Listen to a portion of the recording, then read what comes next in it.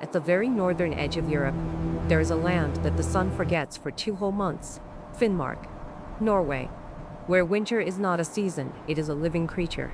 It swallows the light, it freezes the rivers, it turns every road into a death trap. And in the heart of that darkness, at the edge of a small village with only a few dozen houses left, a woman lives alone. Astrid 78 years old. The villagers of Kautokeino call her by another name, Ulvikfinnen, the Wolf Woman. Not because she is fierce, but because for 50 years she has been the only person in the village who is not afraid of wolves. While the rest of the village built fences, set traps, and occasionally organized hunts to thin the wolf packs, Astrid quietly left scraps of food at the edge of the forest. They are hungry too. They are cold too. They have young ones to feed too. Her husband, Eric, was once the head ranger of the Finnmark region. He was the first to teach her that wolves are not the enemy, that they are part of the forest, just like the wind, just like the snow, just like the northern lights. Eric perished in a blizzard 20 years ago while trying to rescue a herd of reindeer trapped in the storm. They found him 3 days later, frozen beneath an old pine tree. And since then, Astrid has lived alone. Alone, but not entirely lonely. That night, when the clock struck 2 in the morning and the temperature outside plunged to -40, Astrid heard it, a whimper, cutting through the wind, faint. Something, or someone, was in pain. And Astrid knew she could not sit still. She put on 3 layers of clothing. She placed Eric's old reindeer fur hat on her head. She took the worn oil lantern and stepped outside. 78 years old, -40 degrees, 2 in the morning, alone in the Nordic wilderness. Any doctor would call this a death wish. Any normal person would call this madness. But Astrid is not a normal person. She is Ulvikfinnen. The whimpering led her about 200 meters into the forest. Every step was a battle against the deep snow. Her knees ached. Her lungs burned from the freezing air. With that sound, it pulled her forward like an invisible thread. And then, under the trembling light of the oil lantern, she saw it. A wolf, massive, dark gray fur, thick and matted, and its right hind leg was clamped in an old steel bear trap, the kind that had been banned 20 years ago. Dark red stains had frozen solid around the mark. The wolf looked at her with golden eyes gleaming under the lantern light. It did not snarl, it did not bare its teeth. It just looked with the eyes of a creature that had almost given up. Astrid recognized it immediately. This was no ordinary wolf. This was an alpha. She knew it from its size, at least 60 kilograms, and from the scars crisscrossing its muzzle. The scars of a leader who had defended its pack through many winters. She knelt down, slowly, no sudden movements, and she began to speak to it. Not in the language of humans, but in the language Eric had taught her 50 years ago, whispered, steady, rhythmic, like the wind moving through the forest. Just me, W1. The language of calm, a language that wolves understand. I won't hurt you, she whispered. I only want to help. She inched closer, centimeter by centimeter. The wolf whined, not in threat, but in pain. She stopped, waited, whispered again, then moved closer. It took 15 minutes. 15 minutes kneeling on snow in -40 before she could touch the trap. First try, it would not budge. Second try, it shifted slightly. She breathed warm air onto the frozen hinge, using the warmth from her own mouth to melt the ice on the spring. Third try. She clenched her teeth. She poured every ounce of strength into her wrinkled hands. She thought of Eric, of his large hands that used to open traps as easily as snapping a dry branch. She wished he were here, but he was not here. Only she was. And with a dry, sharp crack, the trap sprang open. The leg was not completely broken, but the mark ran deep. The wolf tried to stand and collapsed immediately. It looked at her. This time, with different eyes. No longer the eyes of a creature about to give up, but the eyes of one asking a question. What now? Astrid looked around. The temperature was still dropping.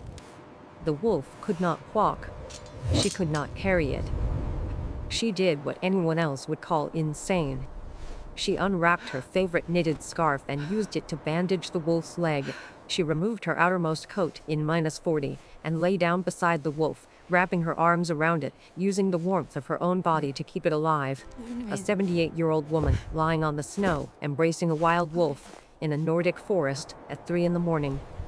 If anyone had seen this, they would have thought it was a hallucination. They lay there for 4 hours. Astrid did not sleep. She did not dare sleep. She knew that if she fell asleep at this temperature, she might never wake up. So she kept whispering, telling stories. She told the wolf about Eric, about the Nordic summer when the sun never sets, about the reindeer herds running across green meadows, and the wolf lay still, listening. Its breathing gradually becoming steady. Around 6 in the morning, when the horizon revealed the faintest stripe of pale blue, the first sign that the sun still remembered this place, Astrid heard the howling. The wolf pack. They were searching for it. Their alpha. And then she saw them, one by one, gray shapes emerging between the white birch trunks. 5, 6, 7. Golden eyes gleaming in the darkness. They stopped about 10 meters away, arranged in a crescent formation, watching her. 7 wild wolves standing 10 meters from an old woman, and not one of them confronted her. Astrid understood. She whispered, "You need to go back to your family." Slowly, she helped the wolf to its feet. It stood on 3 legs, the hurt one lifted off the ground. It stood trembling. Then it looked back at her. A long, deep look before limping toward the pack. The pack surrounded it, licked its face, whimpered softly. And then, all 8 wolves slowly disappeared into the forest. The alpha glanced back at her, just for a moment, then vanished behind the white birch trunks. Astrid sat there, alone, on the snow, without her outer coat, hands stained with dark red, face soaking wet. She could not tell if it was tears or melting snow. 3 days after that night, the worst blizzard in 30 years descended upon Finnmark. Winds of 130 kilometers per hour, 2 meters of snow in 12 hours. No power, no communication. The entire village of Kautokeino was completely cut off, and Astrid's small wooden house could not hold. A massive pine branch cracked and crashed through the roof. Wind poured in. The fireplace went dark. While trying to move, she was struck by falling debris, collapsing to the floor, unable to stand. 78 years old, leg harmed, house destroyed, no power, no flames, no one knowing she was here. The temperature inside was dropping by the minute, and she knew that once it fell below 0, she would have only a few hours before her body began to shut down. Astrid crawled to the corner of the room, pulled a blanket over herself, her whole body shaking. She closed her eyes.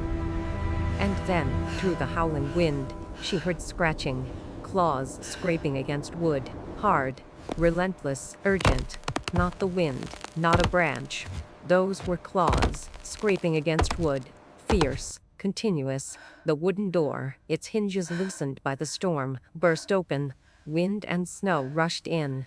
And through the white curtain of blowing snow, a large, dark shape stepped inside. The alpha wolf. It had found her. In the middle of a blizzard that no living creature would willingly face, it had tracked her scent for kilometers.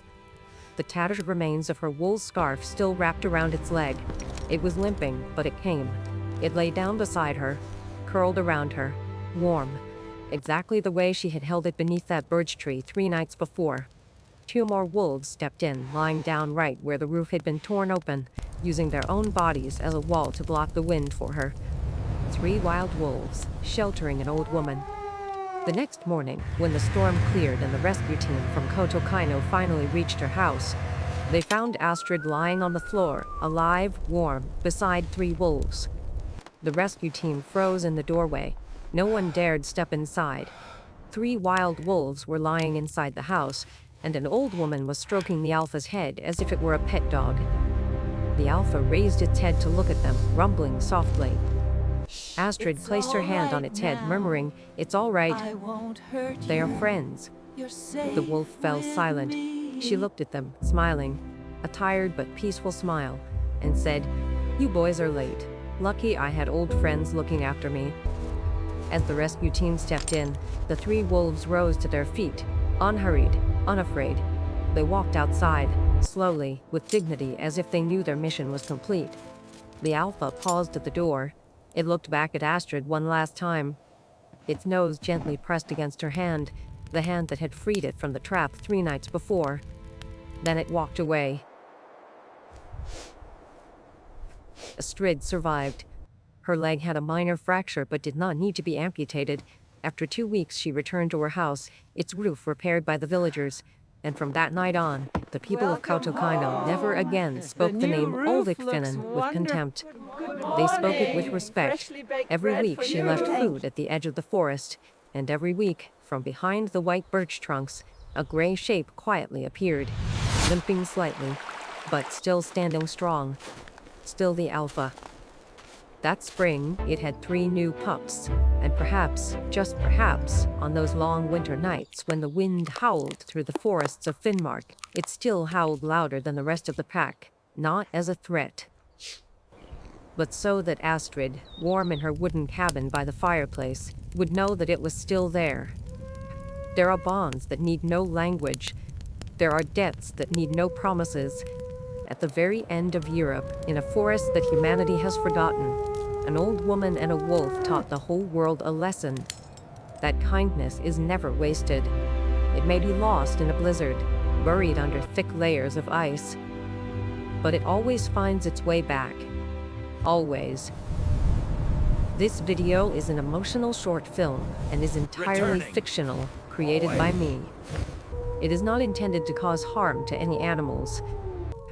All footage is storytelling art created from imagination and digitally edited.